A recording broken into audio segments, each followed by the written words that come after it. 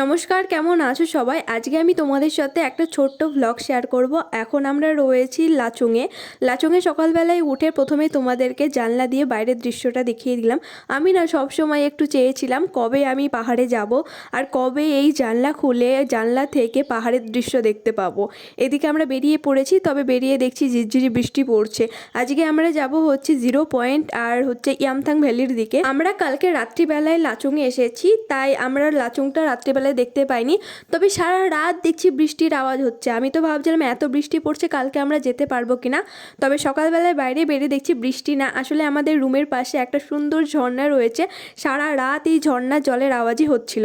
আমরা তো রেডি হয়ে গেছি, তবে আমাদের ড্রাইভার দাদার এখনও দেখা নেই। আমাদেরকে বলে রেখেছিল যদি লেট হয় তাহলে তোমাদের রেখে চলে যাব। এবার আমরা ভাবছি গাড়িটা নিয়ে ওনাকে রেখে চলে যেতে। উনি হয়তো এখনও ঘুমিয়ে রয়েছেন, তবে দাঁড়াও আগে গিয়ে ডেকে আসি।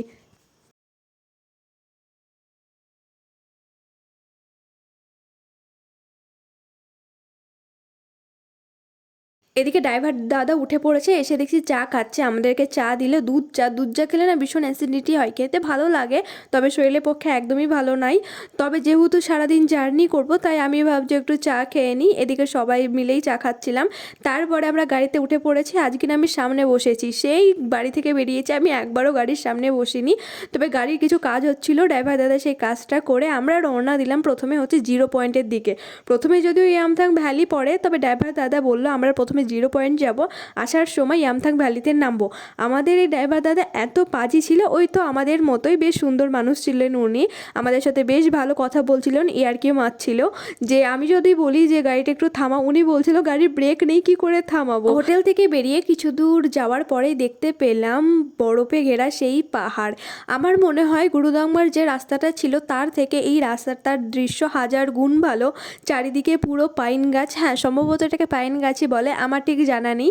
তার মাঝে একটা রাস্তা আর তার চারিপাশে রয়েছে বরফ। দূরেও একটা পাহাড় দেখা যাচ্ছে, তার চূড়ায়ও রয়েছে বরফ।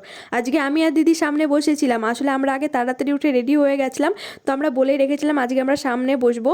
0 পয়েন্টে গিয়ে আমাদের কোনো অসুবিধা হচ্ছিল না, তবে দিদি আর দিদির ছেলে দেখছি অসুবিধা হচ্ছে, ওরা দেখছি অক্সিজেন টানছে। আমরা 0 পয়েন্টে পৌঁছে গেছি আর এখানে আমাদের আজকে ব্রেকফাস্ট করার কথা রয়েছে। অনেক ট্যুরিস্ট চলে এসেছে, তবে আমরা যখন গিয়েছিলাম তখন প্রায় ফাঁকা ছিল, দু একজনা ছিল। সকালবেলায় ওই ব্রেকফাস্টে আমাদের ব্রেডের পাউরুটি দিয়েছে, যেটা খেতে আমাদের একদমই ভালো লাগেনি। আর আমরা ড্রাইভার দাদাকে বলেছি আমরা ব্রেডের পাউরুটি কিন্তু একদম খাবো না। উনি বলেছেন যদি না খাও তবে বরফ খেয়ে থাকো, আর তো কোনো অপশন নেই। দাদা এদিকে একটু নুনচুলা নিয়েছে, ওইটুকুনি বাটির দাম নাকি 50 টাকা, হয়তো দুবার মুখে দেওয়া যাবে না। এদিকে আমরা প্রায় 3 প্লেট মতো ম্যাগি নিয়েছিলাম, আর এই ম্যাগিটা এত ঝাল করেছিল, আমরা এত ঝাল খাই না। আর এইটুকুনি ম্যাগির দাম নিয়েছিল হচ্ছে 80 টাকা। আমি তো ভাবছি জীবনে যদি কোনো উন্নতি না করতে পারি তাহলে এই পাহাড়ে এসে ম্যাগি মোমো এসব সেল করব, যদিও কিছু করা যায়। আমরা এনাকে জিজ্ঞাসা করছিলাম এখানে জিনিসপত্র এত দাম কেন। উনি বলছেন যেহেতু আমাদের নিচ থেকে আনতে হয়, আমাদের ওপরে কোনো রকম কোনো ব্যবস্থা নেই। এখন আমরা রয়েছি হচ্ছে ইয়ামথাং ভ্যালি। যাওয়ার সময় ইয়ামথাং ভ্যালি নামিনি, আসার সময় নেমেছি। আর এই দেখো আমাকে দেখে দেখে পুরো ব্লগ করছে, সেই কাল থেকে ব্লগ করছে। আর এই যেখানে ব্রিজ রয়েছে, ব্রিজটা যে পরিমাণে দোল খাচ্ছে বাপরে বাপ। আর সামনেখানে একটা নদীর জল তো ভীষণ ঠান্ডা।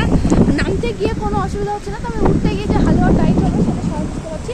এখানে প্রচুর ভিডিও ফটো করেছি, তো চলো আবার যাওয়া যাক। ইয়ামথাং ভ্যালিটার জায়গাটা ভীষণ সুন্দর, চারিপাশে বরফ, মাঝে নদী। আর আমাদের এই ওঠার সময় হালাত ভীষণ খারাপ হয়ে যাচ্ছিলো। বাড়িতে ভিডিও কল করে এই এত পাহাড় আর এত বরফ দেখিয়েছি। যেহেতু গুরুদাংমারে একদম নেটওয়ার্ক থাকে না, তাই ওখানে আর আমরা ভিডিও কল করতে পারিনি বাড়িতে, তবে 0 পয়েন্টে নেটওয়ার্ক থাকে। আমরা চলে এসেছি আমাদের হোটেলে। আমরা এবার বেরিয়ে পড়বো। যারা আমরা একসাথে গিয়েছিলাম সবাই দেখছি হোটেলে ঢুকে পড়েছে। হোটেল থেকে বেরিয়ে পড়েছি, যাব গ্যাংটকে। গ্যাংটকে যাওয়ার পথে এই ঝর্ণাটা পড়েছিল, ভীষণ সুন্দর লাগছিল। সিকিম ট্যুরে হয়তো এই ঝর্ণাটা সবথেকে বড় যেটা দেখেছিলাম। আর এই জার্নি আমার কাছে সবসময় মেমোরেবল হয়ে থাকবে। এটা আমার প্রথম পাহাড় জার্নি। আমাদের সাথে আরও দুটো দাদা ছিল যারা কোচবিহার থেকে ছিল, তারাও ভীষণ মিশুকে ছিল, ভীষণ ভালো ছিল। তারপরে আমরা গ্যাংটকের উদ্দেশ্যে রওনা দিলাম, আর এখানে সন্ধ্যা লেগে গেছে। তবে এই জার্নিটা আমি ভীষণ উপভোগ করেছি, আমি সারা জীবন মনে থাকবে আমার এই জার্নি। হয়তো গুরুদাংমার লেক বা এইগুলোতে আমি অতটা উপভোগ করতে পারিনি, তবে এই যে জার্নিটা ছিল গ্যাংটক টু লাচেন বা লাচুং, এই জার্নিটা গাড়ির মধ্যে আমরা ভীষণ ভীষণ ভীষণ আনন্দ করেছি। তারপরে আমরা চলেছি গ্যাংটকে বৃষ্টি পড়ছিল, ড্রাইভার দাদা আমাদের যে লাগেজ ছিল সেগুলো নামিয়ে দিল। এবার আমরা হোটেলের দিকে যাব।